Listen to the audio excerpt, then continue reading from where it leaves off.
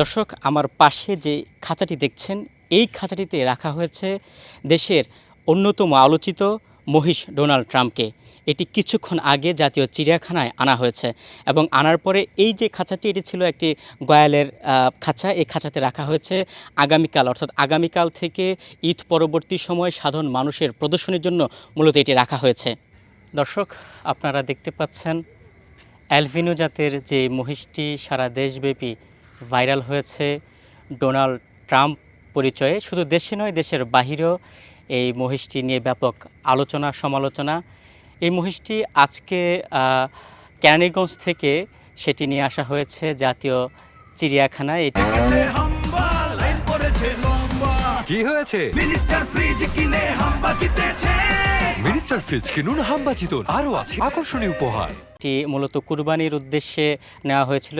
কেরানীগঞ্জে একজন ক্রেতা কিনে নিয়েছেন, সেখান থেকে চিড়িয়াখানায় প্রদর্শন করার জন্য মূলত এই মহিষটিকে আনা হয়েছে। এখন এই মহিষটি চিড়িয়াখানায় আছে।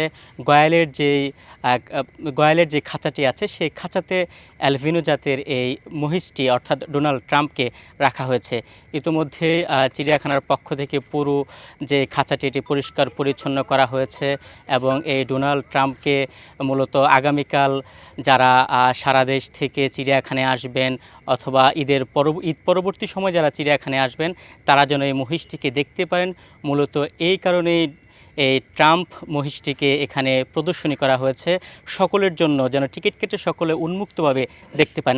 আমরা আপনাদেরকে দেখাচ্ছি সরাসরি ডোনাল্ড ট্রাম্প নামের যে মহিষটি আছে, যেটি বাংলাদেশ সহ বিশ্বব্যাপী আলোচনা সৃষ্টি করেছে, সেই মহিষটি আপনাদেরকে দেখাচ্ছি। এটি দেখছেন আপনারা, এখন রাত 11টা বাজে। এই সময় মহিষটি এখানে খাবার খাচ্ছে। এটিকে কিছুক্ষণ আগে কেরানীগঞ্জের ফার্ম থেকে এনে এখানে রাখা হয়েছে। এখানে যখন রেখে যায়, খামারের দুজন কর্মীর সাথে আমাদের কথা হয়, তারা বলেছেন যে আজকে এই মহিষটিকে এখানে এনে মূলত রাখা হয়েছে। এটি কুরবানির উদ্দেশ্যে কেরানীগঞ্জের একজন ক্রেতার কাছে বিক্রি করা হয়েছিল, তাকে সম্পূর্ণ টাকা ফেরত দিয়ে এই মহিষটি চিড়িয়াখানা কর্তৃপক্ষ এখানে এনেছে এবং এখানে প্রদর্শনী করা হবে।